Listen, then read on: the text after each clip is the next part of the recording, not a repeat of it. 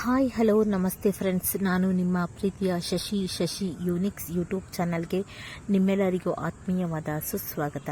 ಇವತ್ತಿನ ಈ ನಮ್ಮ ವಿಡಿಯೋದಲ್ಲಿ ಹೆಲ್ತಿಯಾಗಿ ಆ್ಯಂಡ್ ಟೇಸ್ಟಿಯಾಗಿ ಬಜ್ಜಿ ಮಾಡ್ತಾ ಇದ್ದೀನಿ. ಬಜ್ಜಿ ಮಾಡೋದು ಕಾಮನ್, ಅದೇನದು ಹೆಲ್ತಿಯಾಗಿ ಟೇಸ್ಟಿಯಾಗಿ ನವಣೆ ಬಜ್ಜಿ ಮತ್ತು ಅಗಸೆ ಹೂವಿನ ಬಜ್ಜಿ ಮಾಡ್ತಾ ಇದ್ದೀನಿ.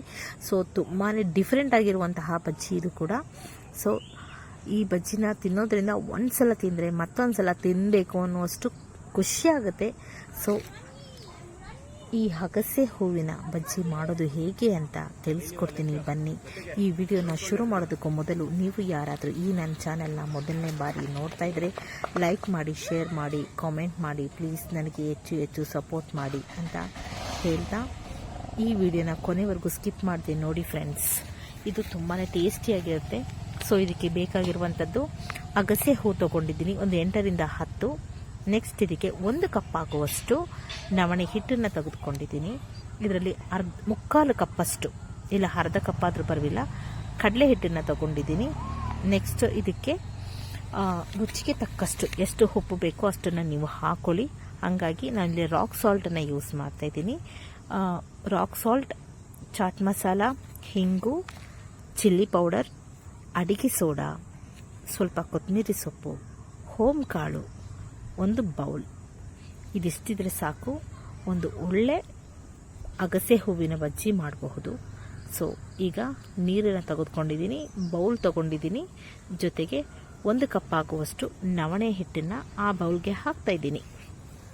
ನೆಕ್ಸ್ಟ್ ಇದಕ್ಕೆ ನಾನು ಮುಕ್ಕಾಲು ಕಪ್ ಆಗುವಷ್ಟು ಕಡಲೆ ಹಿಟ್ಟನ್ನು ಹಾಕ್ತಾಯಿದ್ದೀನಿ. ಯಾಕೆಂದರೆ ಇದು ತುಂಬ ಚೆನ್ನಾಗಿ ಬ್ಲೆಂಡಿಂಗ್ ಚೆನ್ನಾಗಿ ಬರಬೇಕು, ಅದಕ್ಕೋಸ್ಕರ.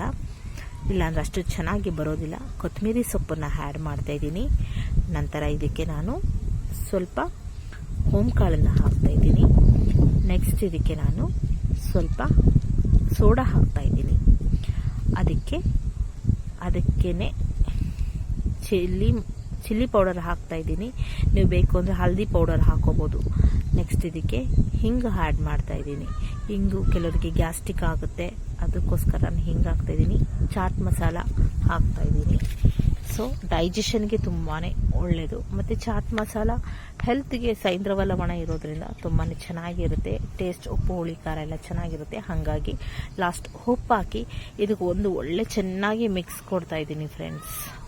ಚೆನ್ನಾಗಿ ಎಷ್ಟು ಚೆನ್ನಾಗಿ ಮಿಕ್ಸ್ ಮಾಡಬೇಕು ಅಂದರೆ ಅದೆಲ್ಲ ನಾನು ಹಾಕಿರುವಂಥ ಪದಾರ್ಥ ಅದರಲ್ಲಿ ಚೆನ್ನಾಗಿ ಮಿಕ್ಸ್ ಆಗಬೇಕು.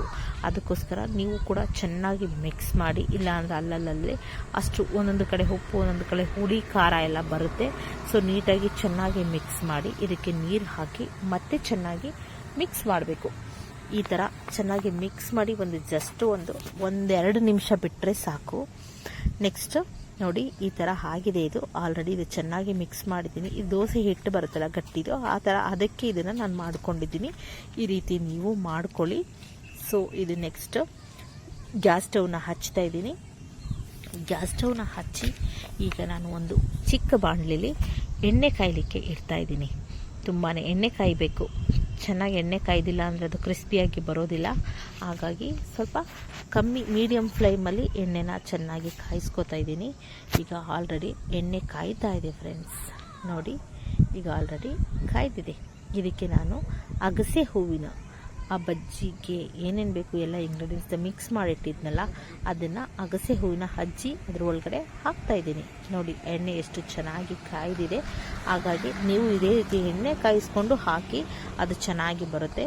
ಈಗ ಆಲ್ರೆಡಿ ಅದು ಮುಕ್ಕಾಲು ಬೆಂದಿದೆ ಫ್ರೆಂಡ್ಸ್. ಮತ್ತು ಇನ್ನೊಂದೇನೆಂದರೆ ಕಮ್ಮಿ ಫ್ಲೇಮಲ್ಲಿ ನೀವು ಬೇಯಿಸ್ಕೋಬೇಕು, ಇಲ್ಲಾಂದರೆ ಅದು ಬೇಗ ಸೀದು ಹೋಗುತ್ತೆ. ಹಾಗಾಗಿ ಕಮ್ಮಿ ಫ್ಲೇಮಲ್ಲಿಟ್ಟು, ಇದು ಬರೀ ಜಸ್ಟ್ ಹೂವು ಆಗಿರೋದ್ರಿಂದ ನೀವು ಇದನ್ನು ಮೀಡಿಯಮ್ ಫ್ಲೇಮಲ್ಲಿ ಇಟ್ಕೊಂಡ್ರೆ ಸಾಕು. ಇಟ್ಕೊಂಡು ಇದನ್ನು ನೀಟಾಗಿ ತಿರುಗಿಸ್ತಾ ಇರಬೇಕು. ಅಲ್ಲೇ ತಿರುಗಿದಷ್ಟು ಚೆನ್ನಾಗಿ ಬರುತ್ತೆ ಮತ್ತು ಕ್ರಿಸ್ಪಿಯಾಗಿ ಬರುತ್ತೆ. ಹಾಗಾಗಿ ನೋಡಿ, ಈಗ ಆಲ್ರೆಡಿ ಅದು ಫುಲ್ ಬೆಂದಿದೆ ಫ್ರೆಂಡ್ಸ್. ಇದಿಷ್ಟಾದರೆ ಸಾಕು. ನೆಕ್ಸ್ಟು ಇದನ್ನು ನಾನು ಒಂದು ಬ್ಯಾಚನ್ನು ಎತ್ಕೊಳ್ತಾ ಇದ್ದೀನಿ. ನೋಡಿ, ಈಗ ಆಲ್ರೆಡಿ ಆಗಿಬಿಟ್ಟಿದೆ ಅದು. ಈಗ ಅದನ್ನು ಜಾಸ್ತಿ ಹೊತ್ತು ಬೇಯಿಸಬೇಕು ಅನ್ನೋದೇನು ಪ್ರಾಬ್ಲಮ್ ಇಲ್ಲ. ಬೇರೆ ಏನಾದರೂ ಹಾಕಿದ್ರೆ ಸ್ವಲ್ಪ ಬೇಯಿಸಬೇಕು, ನಿಧಾನ ಒಂದು 2 to 3 ಮಿನಿಟ್ಸ್ ಬೇಯಿಸಬೇಕಾಗುತ್ತೆ. ಸೊ ಇದು ಮಾತ್ರ ಬೇಗನೆ ಬೇಯುತ್ತೆ.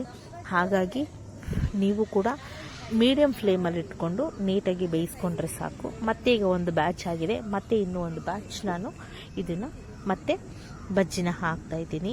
ನೀವು ಇದೇ ರೀತಿ ಮಾಡ್ಕೊಳ್ಳಿ, ಮತ್ತು ತುಂಬ ಟೇಸ್ಟಿಯಾಗಿರುತ್ತೆ ಫ್ರೆಂಡ್ಸ್. ಎಷ್ಟು ಸಲ ತಿಂದ್ರೂ ಮತ್ತೆ ತಿನ್ನಬೇಕು ಅನ್ನೋಷ್ಟು ಟೇಸ್ಟಿಯಾಗಿರುತ್ತೆ. ಇದನ್ನು ನಾನು ಯಾವಾಗಲೂ ಮಾಡ್ತಾಯಿರ್ತೀನಿ ಮನೆಯಲ್ಲಿ. ತುಂಬ ಇಷ್ಟಪಟ್ಟು ತಿಂತಾರೆ ಮಕ್ಕಳು, ಹಸ್ಬೆಂಡ್ ಎಲ್ಲ. ಸೊ ನೀವೂ ಕೂಡ ಈ ರೀತಿ ಸಂಜೆ ಈವ್ನಿಂಗ್ ಸ್ನ್ಯಾಕ್ಸ್ ಮಾಡಿಕೊಡಿ, ತುಂಬಾ ಚೆನ್ನಾಗಿರುತ್ತೆ. ಹಾಗಾಗಿ ಈಗ ನಾನು ಈ ಅಗಸೆ ಹೂವು, ಅಗಸೆ ಕಾಯಿ ಮತ್ತು ಅಲ್ಲಿಂದ ಬಂದು ಅಗಸೆ ಬೀಜನ ಉಪಯೋಗಿಸಿ ಬೇರೆ ಬೇರೆ ಕೂದಲು ಡೆವಲಪ್ಮೆಂಟಿಗೆ, ಸ್ಕಿನ್ ಚೆನ್ನಾಗಿ ಇಟ್ಕೊಳ್ಳಿಕ್ಕೆ ಒಮೆಗಾ 3, 6, 9 ಸಿಕ್ಕತ್ತೆ ಅಂತ ಹೇಳಿ ಉಪಯೋಗಿಸ್ತಾರೆ. ಬಟ್ ಅಗಸೆ ಹೂವಿನಲ್ಲಿ ಏನು ಮಾಡಬೇಕು ಅಂತ ಕೆಲವ್ರಿಗೆ ತುಂಬಾ ಏನು ಗೊತ್ತಿರೋದಿಲ್ಲ. ಇದು ಒಂದು ಡಿಫ್ರೆಂಟ್ ಆಗಿರುವಂತಹ ಒಂದು ತಿಂಡಿನ ನಾನು ಇಲ್ಲಿ ಮಾಡಿದ್ದೀನಿ. ಎಷ್ಟು ತುಂಬ ಟೇಸ್ಟಿಯಾಗಿರುತ್ತೆ ಅಂದರೆ, ನೀವು ಒಂದ್ಸಲ ಮನೆಯಲ್ಲಿ ಮಾಡಿ ತಿಂದ್ಬಿಟ್ಟು ಪ್ಲೀಸ್ ದಯಮಾಡಿ ಕಾಮೆಂಟ್ ಹೇಗಿರುತ್ತೆ ಅಂತ ಹೇಳಿ, ಓಕೆನಾ? ಅಷ್ಟು ಚೆನ್ನಾಗಿರುತ್ತೆ. ಕಾಮೆಂಟ್ ಮಾಡಿ ಫ್ರೆಂಡ್ಸ್ ಹೇಗಿದೆ ಅಂತ ಹೇಳಿ. ಮಕ್ಕಳು ಕೂಡ ತುಂಬ ಎಂಜಾಯ್ ಮಾಡ್ಕೊಂಡು ತಿಂತಾರೆ. ಸೊ ಇದು ಜಸ್ಟ್ ಹೂವು ಆಗಿರೋದ್ರಿಂದ ಬೇಗನೆ ಬೇಯುತ್ತೆ ನೋಡಿ. ಈಗ ಆಲ್ರೆಡಿ ಆಗಿದೆ ಫ್ರೆಂಡ್ಸ್. ಇದಕ್ಕೆ ಎಷ್ಟು ಟೇಸ್ಟಿಯಾಗಿರುತ್ತೆ ಅಂತ ಹೇಳಿದ್ರೆ ತುಂಬಾ ಟೇಸ್ಟಿಯಾಗಿರುತ್ತೆ. ಸೊ ಒಂದ್ಸಲ ನೀವು ಮನೇಲಿ ಮಾಡಿ. ಈಗ ಆಲ್ರೆಡಿ ರೆಡಿಯಾಗಿದೆ. Thank you.